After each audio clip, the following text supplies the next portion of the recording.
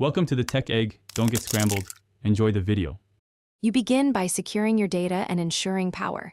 This prevents permanent loss and failed resets. First, backup photos, contacts, and app data to the cloud or a computer so you can restore later. Once done, plug the phone in or confirm battery at 50% or higher to avoid shutdown during the reset. Next, sign out of your Google or Apple ID and turn off screen locks if the phone asks, because account locks can block the factory process. You now start the reset sequence through Settings. Go to System or General Management, then Reset and choose Factory Data Reset. Follow prompts carefully. The phone will list what will be erased so you know why backing up mattered. When you confirm, the device asks for your PIN or password to authorize. This prevents accidental wipes.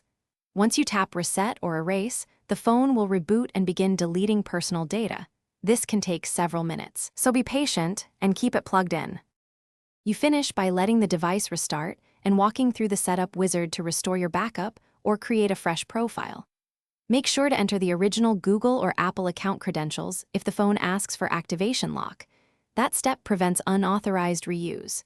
If the phone hangs during reset, try a forced reboot first.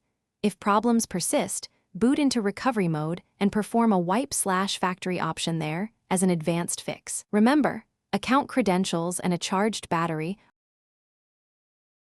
Thanks for watching. Consider subscribing if I helped unscramble your problems.